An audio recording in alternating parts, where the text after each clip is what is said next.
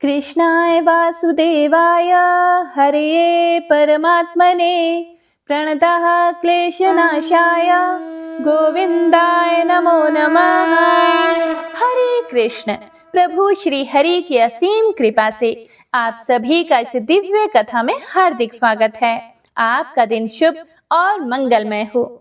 हे प्रिय भक्तों, कहते हैं इस संसार में भगवान को पाना बड़ा कठिन है, लेकिन क्या सच में ऐसा है, या फिर भगवान तक पहुंचने का रास्ता उतना ही सरल है जितना एक सच्चे दिल से किया गया प्रेम?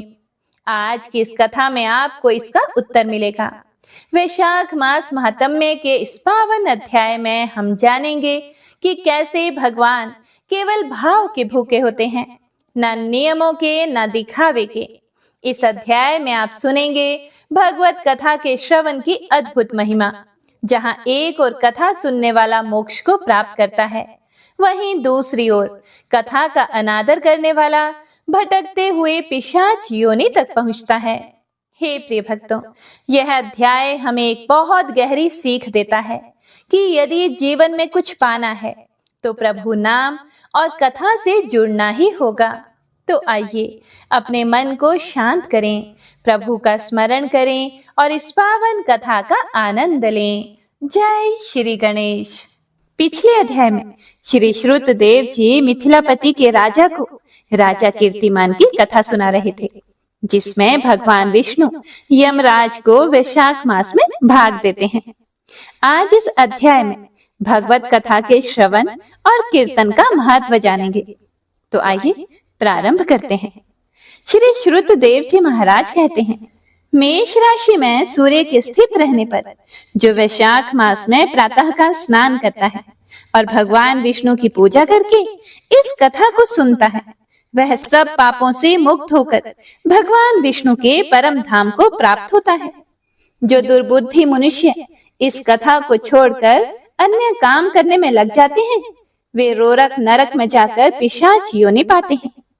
इस विषय में एक प्राचीन इतिहास कहते हैं, जो सब पापों का नाशक, पवित्र कारक, धर्मानुकूल, वंदनीय और पुरातन है। प्राचीन काल में गोदावरी के तट पर शुभ ब्रह्मेश्वर क्षेत्र में महर्षि दुर्वासा के 2 शिष्य रहते थे, जो परमहंस ब्रह्मनिष्ठ, उपनिषद विद्या में परिनिष्ठित और इच्छा रहित थे। उन्हें किसी से कुछ अपेक्षा नहीं थी। वे भिक्षा मात्र भोजन करते और पुण्य में जीवन बिताते हुए गुफा में निवास करते थे। उनमें से एक का नाम था सत्यनिष्ठ और दूसरे का नाम तपोनिष्ठ था। वे इन्हीं नामों से तीनों लोकों में विख्यात थे। सत्यनिष्ठ सदा ही भगवान विष्णु की कथा में तत्पर रहते थे। जब कोई श्रोता अथवा वक्ता ना होता, तब वे अपने नित्य कर्म किया करते थे। यदि कोई श्रोता उपस्थित होता तो उसे निरंतर वे भगवत कथा सुनाते, और यदि कोई कथावाचक भगवान विष्णु की कल्याणमय पवित्र कथा कहता, तो वे अपने सब कर्मों को छोड़कर श्रवण में तत्पर होकर उस कथा को सुनने लगते थे। कथा समाप्ति के बाद ही अपने नित्य कर्म करते थे। वह बिना कथा श्रवण किए अन्न ग्रहण नहीं करते थे। कथा सुनने वाले पुरुष को जन्म मृत्यु में संसार बंधन की प्राप्ति नहीं होती। उसके अंतःकरण की शुद्धि होती है। भगवान विष्णु में सच्ची भक्ति और स्नेह उत्पन्न होता है, और साथ ही साधु पुरुषों के प्रति सौहार्द बढ़ता है। सत्व बुद्धि से वेद में मति उत्पन्न होती है। निरंजन निर्गुण ब्रह्मा उनके हृदय में आकर विराजते हैं। श्रवण से ज्ञान पाकर मनुष्य भगवत चिंतन में समर्थ होता है। श्रवण, ध्यान और मनन, यह वेदों में अनेक प्रकार से बताया गया है।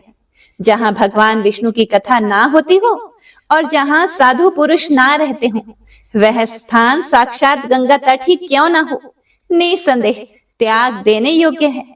जिस देश में तुलसी नहीं है अथवा भगवान विष्णु का मंदिर नहीं है, ऐसा स्थान निवास करने योग्य नहीं है।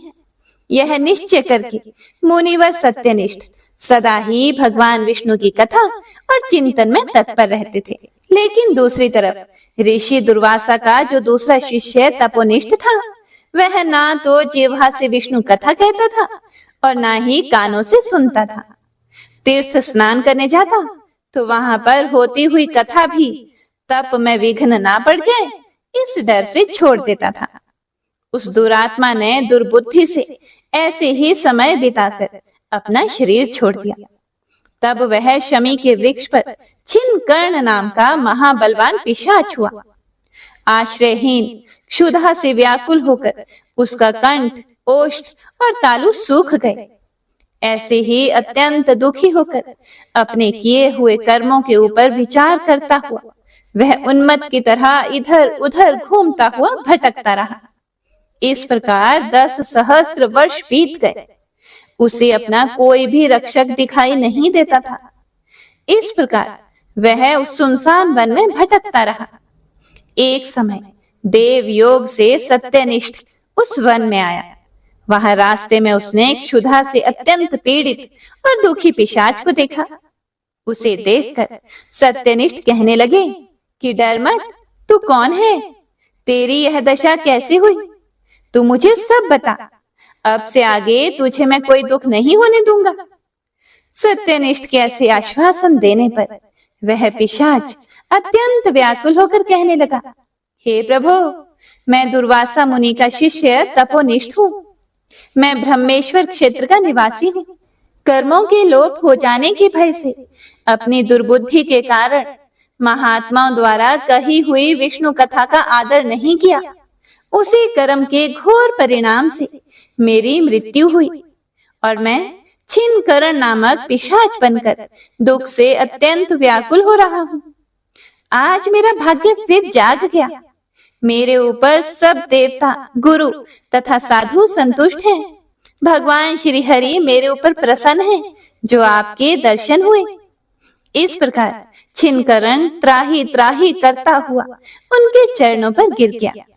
तब महायशस्वी सत्यनिष्ठ ने उसे दोनों हाथों से उठाकर अपने सुकृत का पुण्य और वैशाख महात्म्य को क्षण भर सुनने का फल उसे दे दिया, जिससे उसके पाप तत्काल ही दूर हो गए और वह पिशाच की योनि छोड़कर दिव्य देह धारण करके सत्यनिष्ठ की परिक्रमा व प्रणाम करके दिव्य विमान में बैठकर विष्णु लोक को गया। हे प्रिय भक्तों, श्री श्रुत देव जी बोले, जहाँ शुभ फल देने वाली, सब लोगों के पाप दूर करने वाली विष्णु भगवान की कथा होती है, वहां सब तीर्थ और अनेक क्षेत्र आ जाते हैं तथा वहां के निवासियों को मुक्ति प्राप्त होती है। इसमें कोई भी संदेह नहीं है। आज का अध्याय यहीं समाप्त होता है। इससे आगे का वर्णन आप अगले अध्याय में सुनेंगे। हे प्रिय भक्तों, जो प्रभु नाम रूपी आश्रय को पकड़े रहते हैं वे मोक्ष पा जाते हैं। यह सृष्टि 84 लाख योनियों का वन है, जिसमें विधाता ने हमें रखा है। जो प्रभु नाम रूपी आश्रय को पकड़े रहते हैं वे मोक्ष पा जाते हैं, और जो इसमें चूके वे भटकते रहकर कष्ट पाते हैं। एक बार एक संत के शिष्य ने संत से पूछा कि हे गुरुदेव, आप हमेशा ही कहते हैं कि हमें एक क्षण के लिए भी प्रभु की ओर से ध्यान नहीं हटाना चाहिए, किंतु ये कैसे संभव है? माया का इतना मोहक स्वरूप है जो सभी को अपनी ओर आकर्षित कर लेता है, और वैसे भी जिसे मोक्ष मिलना है उसे किसी भी समय मिल सकता है। यह सुनकर संत बोले, बात बहुत पुरानी है। एक राज्य का राजा अत्यंत ही अत्याचारी था। वह हर बात पर ही गुस्सा होकर प्रजा को बंदी बनाकर एक ऐसे क्षेत्र में छोड़ देता था जिसके चारों ओर एक ऊंची वो गोलाकार दीवार थी। अधिकांश बंदी उस वन में भटकते हुए पत्थरों से माथा टकराकर मर जाते थे। उन्हीं में से एक ऐसा व्यक्ति भी था जो सदैव ईश्वर के नाम का स्मरण किया करता था। उसे विश्वास था कि जब ईश्वर ने ये सारी मायावी रचनाएं की हैं, तो उस माया से निकलने का भी कोई ना कोई रास्ता जरूर होगा। वह प्रतिदिन उस दीवार के सहारे गोल गोल घूमा करता था और दूसरों से भी ऐसा करने का आग्रह किया करता था, किंतु दूसरे बंदी या तो अपनी ही मस्ती में व्यस्त रहते या फिर थक कर बैठ जाते थे। लेकिन वह व्यक्ति ना तो थका और ना ही उसने बातों में समय गवाया। आखिर उसने भगवान का नाम जप करते हुए स्थान स्थान पर स्पर्श कर करके वह स्थान ढूंढ लिया जहां से बाहर निकलने का रास्ता था। इस प्रकार उसने उस वन से मुक्ति पा ली। यह कहानी सुनाकर गुरुजी बोले, यह सृष्टि भी 84 लाख योनियों का वन ही है जिसमें विधाता ने हमें रखा है। जो प्रभु नाम रूपी आश्रय को पकड़े रहते हैं वे मोक्ष पा जाते हैं, और जो इसमें चूक जाते हैं वे भटकते रहकर कष्ट पाते हैं। यदि कोई काम एकाग्र मन से किया जाए तो उसमें सफलता निश्चित है। इस सफलता से आपको कोई भी नहीं रोक सकता। तो प्रेम से बोलिए विष्णु भगवान की जय, राधा कृष्ण भगवान की जय। हर हर महादेव। हरे कृष्णा कृष्ण कृष्णा हरे हरे, हरे राम राम राम हरे हरे। पाप नाशक स्तोत्र के बारे में महात्मा पुष्कर कहते हैं कि मनुष्य चित्त की मलिनतावश चोरी, हत्या, पर स्त्री गमन आदि विभिन्न पाप करता है, पर जब मन कुछ शुद्ध होता है तब उसे इन पापों से मुक्ति की इच्छा होती है। उस समय भगवान नारायण की दिव्य स्तुति करने से समस्त पापों का प्रायश्चित पूर्ण होता है। इसीलिए इस दिव्य स्तोत्र का नाम समस्त पाप नाशक स्तोत्र है। तो आइए पूरे प्रसन्नचित मन से इसे श्रवण करते हैं। पुष्कर जी बोले, सर्वव्यापी विष्णु को सदा नमस्कार है। श्री हरि विष्णु को नमस्कार है। मैं अपने चित्त में स्थित सर्वव्यापी अहंकार शून्य श्री हरि को नमस्कार करता हूँ। मैं अपने मानस में विराजमान अव्यक्त, अनंत और अपराजित परमेश्वर को नमस्कार करता हूँ। सबके पूजनीय, जन्म और मरण से रहित प्रभावशाली श्री विष्णु को नमस्कार है। विष्णु मेरे चित्त में निवास करते हैं। विष्णु मेरी बुद्धि में विराजमान है। विष्णु मेरे अहंकार में प्रतिष्ठित हैं और विष्णु मुझ में भी स्थित हैं। वे श्री विष्णु ही चराचर प्राणियों के कर्मों के रूप में स्थित हैं।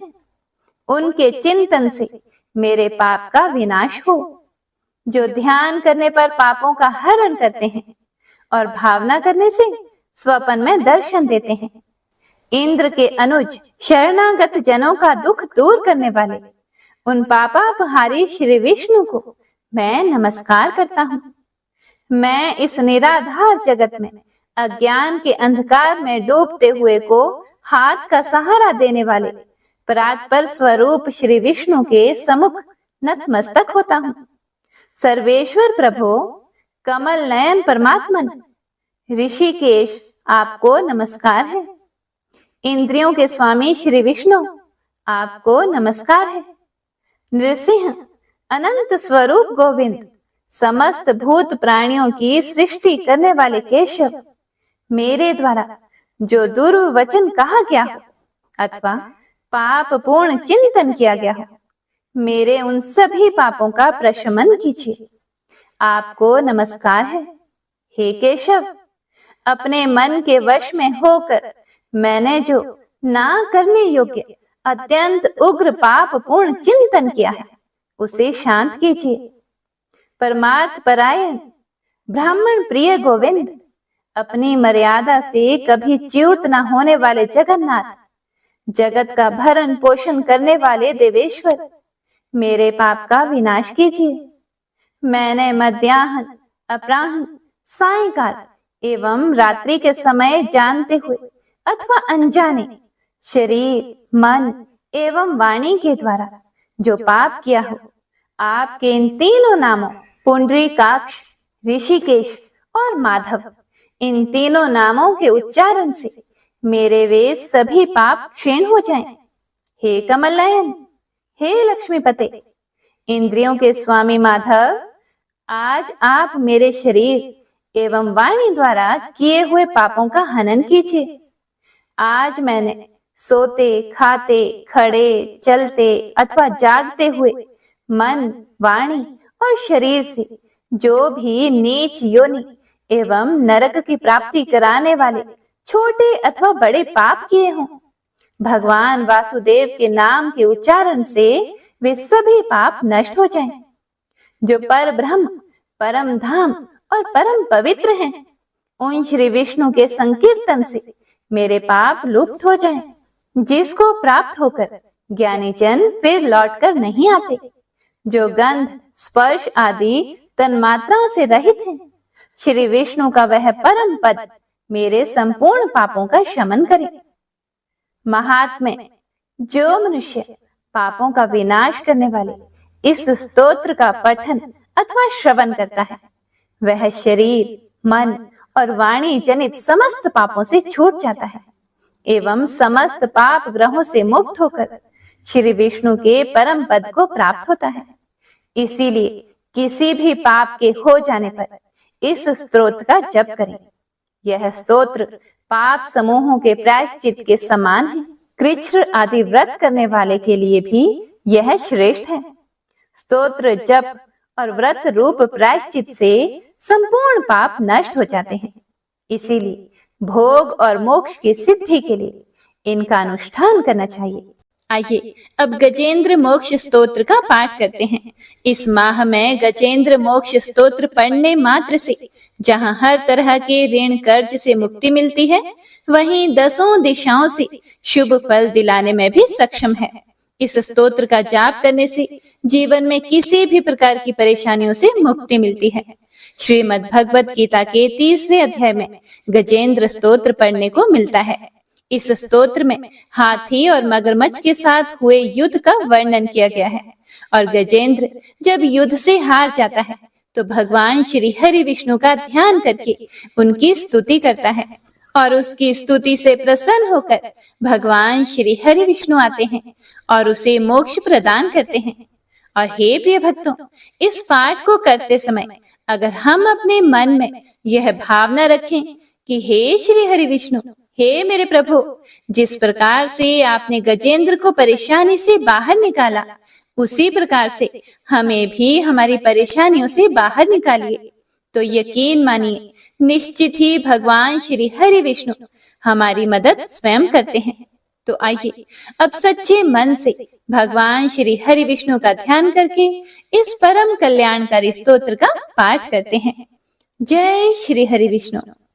शुक जी ने कहा कि बुद्धि के अनुसार पिछले अध्याय में वर्णन किए गए रीति से अपने मन को नियंत्रित करके और हृदय को स्थिर करके गजेंद्र अपने पिछले जन्म में याद किए गए सर्वोच्च कार्य और बार बार जप किए जाने वाले स्तोत्र का जाप करने लगा।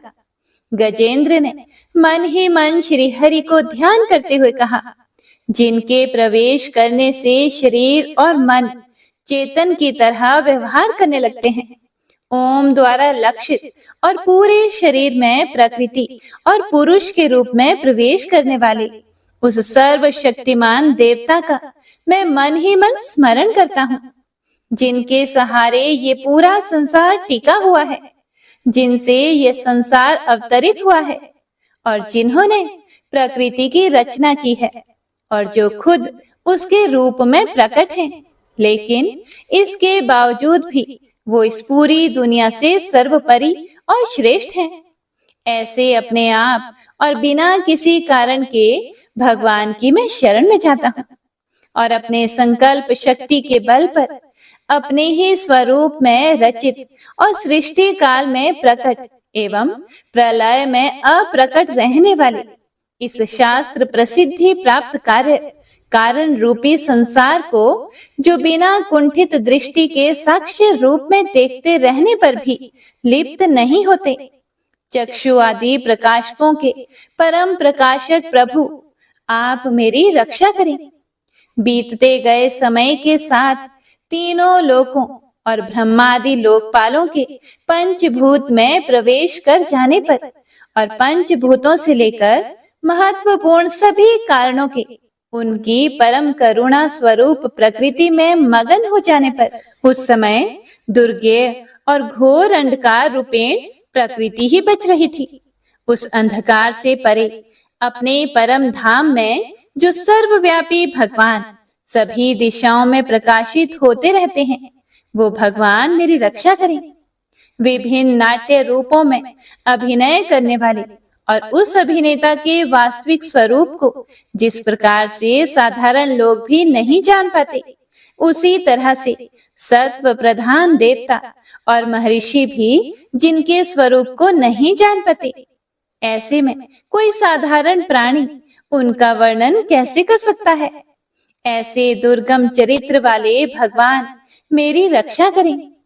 अनेकों शक्ति से मुक्त, सभी प्राणियों को आत्म बुद्धि प्रदान करने वाले, सबके बिना कारण हित और अतिशय साधु स्वभाव ऋषि मुनिजन, जिनके परम स्वरूप को देखने की इच्छा के साथ वन में रहकर अखंड ब्रह्मचर्य तमाम अलौकिक व्रतों को नियमों के अनुसार पालन करते हैं, ऐसे प्रभु ही मेरी गति हैं। वह जिनका हमारी तरह ना तो जन्म होता है और ना जिनके द्वारा अहंकार प्रेरित कर्म ही होते हैं, जिनके निर्गुण स्वरूप का ना कोई नाम है और ना ही कोई रूप है। इसके बावजूद भी समय के साथ इस संसार की सृष्टि और प्रलय के लिए अपनी इच्छा से अपने जन्म को स्वीकार करते हैं। उन अनंत शक्ति संपन्न परम ब्रह्म परमेश्वर को मेरा नमस्कार है।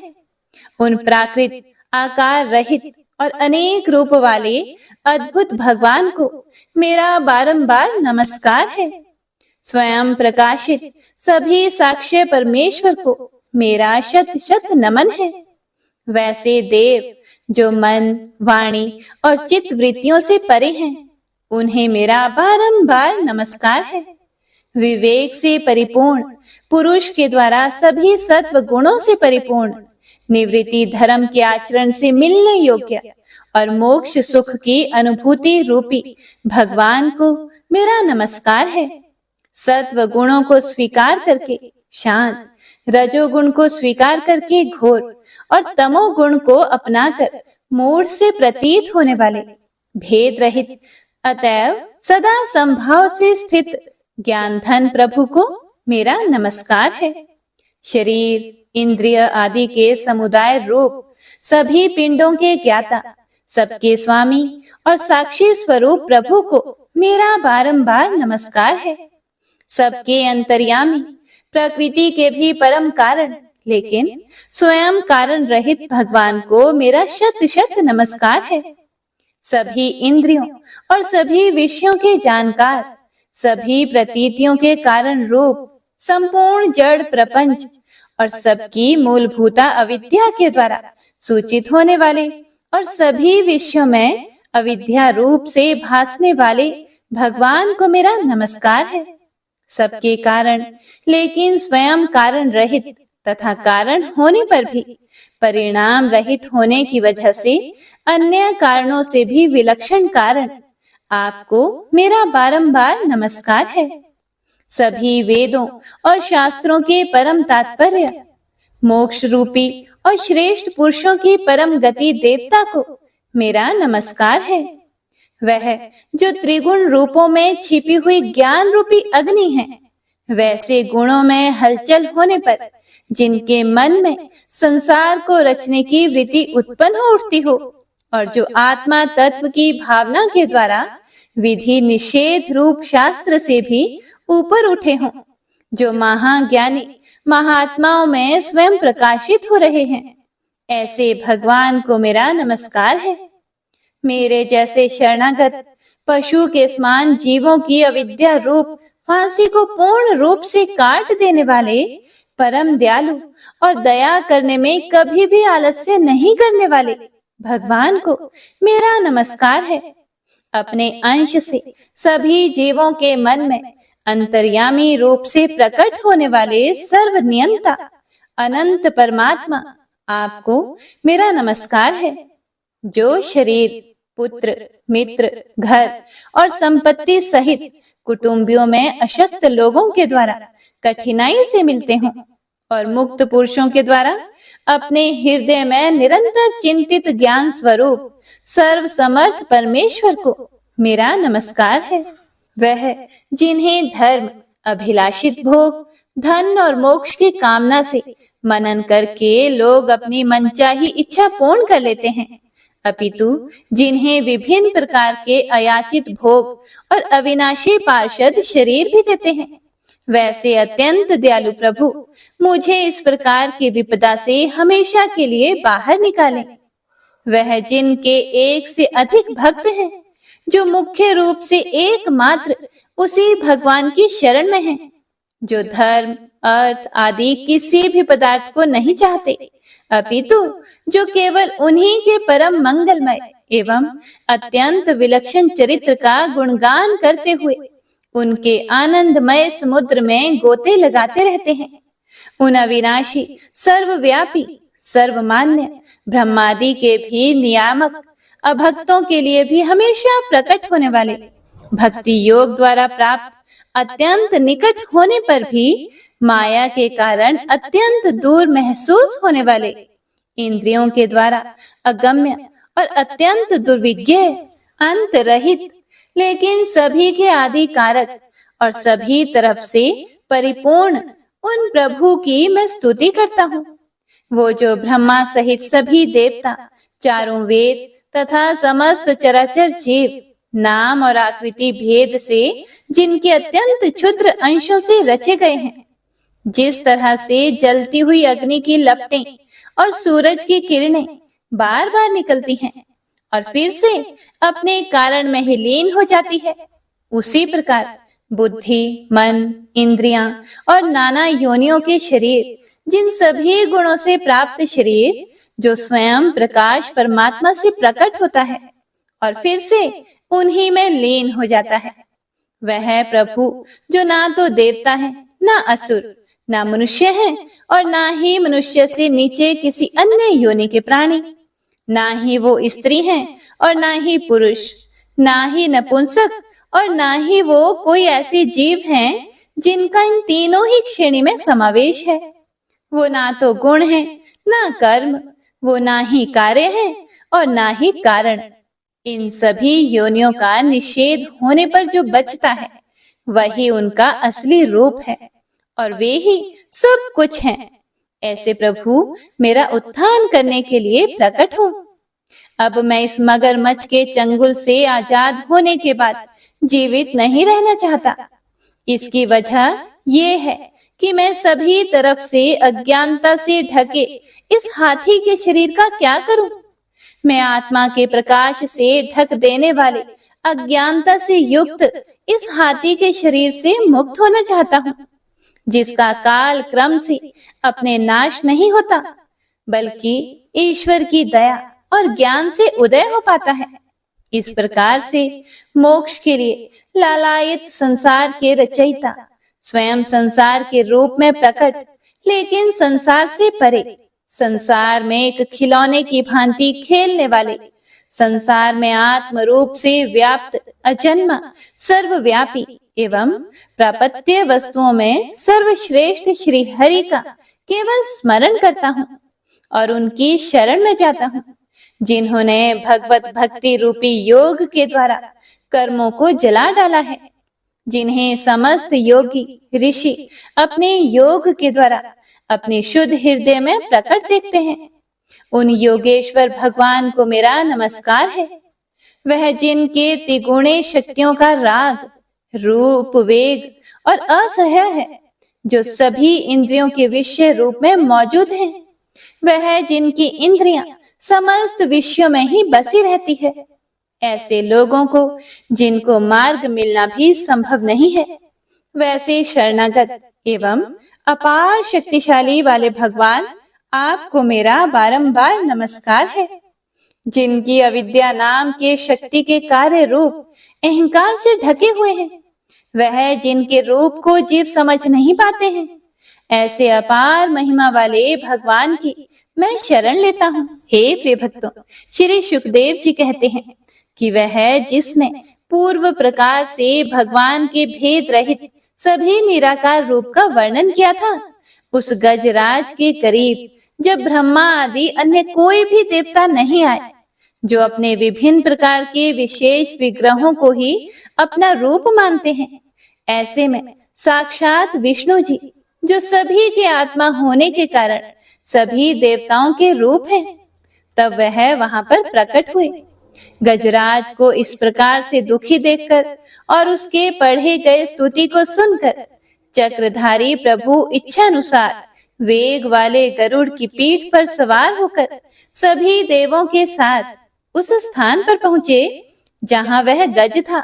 गज अर्थात हाथी था।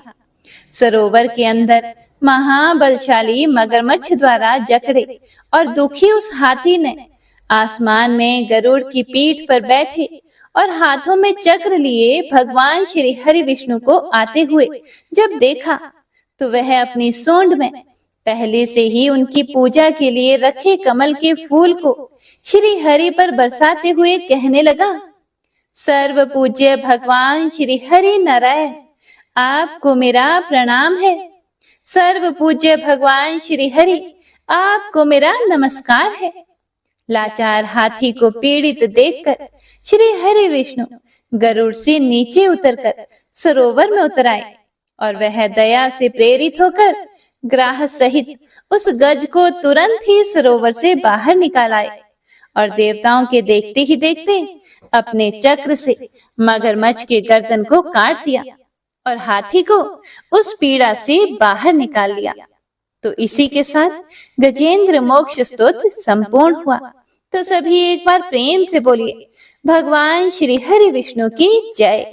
बंशी शोभित कर मधुर नील जलद तन श्याम, अरुण अधर जनु बिंब फल नयन कमल अभिराम, पूर्ण इंद्र अरविंद मुख पीतांबर शुभ साज, जय मन मोहन मदन छवि कृष्ण चंद्र महाराज। जय यदुनंदन जय जगवंदन, जय वसुदेव देवकी नंदन, जय यशोदासुत नंद दुलारे, जय प्रभु भक्तन के धृत तारे, जय नट नागर नागन थैया कृष्ण कन्हैया धेनु चरैया, पुनि नख पर प्रभु गिरिवर धारो, आओ दीनन कष्ट निवारो, वंशी मधुरे अधर धर तेरे, होवे पूर्ण मनोरथ मेरी, आओ हरि पुनि माखन चाखो, आज लाज भारत की राखो, गोल कपोल चिबुक करुणारे, मृदु मुस्कान मोहिनी डारे, रंजित राजीव नयन विशाला, मोर मुकुट वैजंती माला, कुंडल श्रवण पीत पटाछे, कटि किंकणी काछन काछे, नील जलज सुंदर तनु सोहे, छवि लखि सुर नर मुनि मन मोहे, मस्तक तिलक अलक घुंघराले, आओ कृष्ण बांसुरी वाले, करि पय पान पूत नहीं तार्यो, अका बका का सुर मार्यो, मधुवन जलत अग्नि जब ज्वाला, भई शीतल लखि तहि नंद लाला, सुरपति जब ब्रज चढ़े और साई, मोसर धार वारी वर्षाई, लगत लगत ब्रज चहन बहायो, गोवर्धन नख धारी बचायो, लखी यशोदा मन ब्रह्माधिकाई, मुख मह 14 भुवन दिखाई, दुष्ट कंस अति उधम मचायो, कोटि कमल जब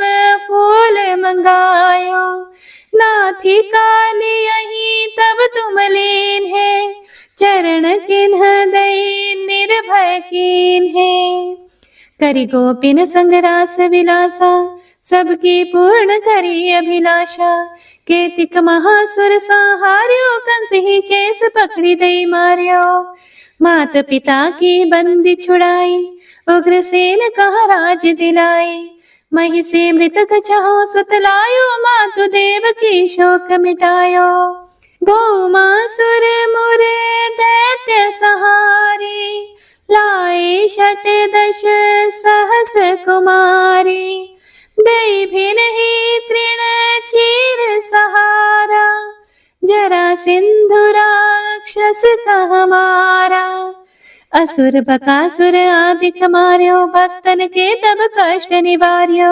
दीन सुदामा के दुख टार्यो, तंदुल 3 मूठ मुख डार्यो। प्रेम के साग विदुर घर मांगे, दुर्योधन के मेवा त्यागे। लखी प्रेम की महिमा भारी, ऐसे श्याम दीन हितकारी।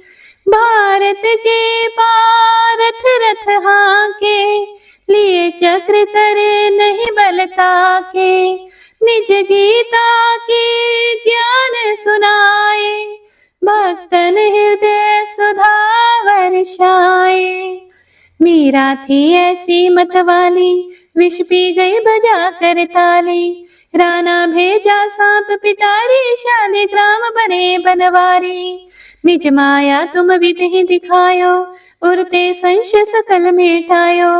तब शत निंदा कर तत्काला, जीवन मुक्त भयो शिशुपाला।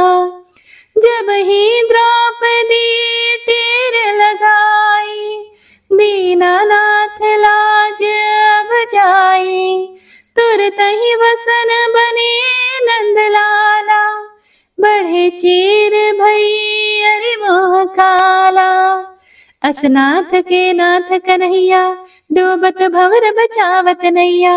सुंदर दास आसुर धारी, दया दृष्टि कीजिए बनवारी। नाथ सकल मम कुमति निवारो, क्षमहु बेगी अपराध हमारो। खोलो पट अब दर्शन दीजिए, बोलो कृष्ण कन्हैया की जय। बोलो कृष्ण कन्हैया की जय। बोलो कृष्ण कन्हैया की जय। यह चालीसा कृष्ण का पाठ करे उरधारी, अष्ट सिद्धि नवनिधि फल लहे पदारथ चारी। जय श्री कृष्ण।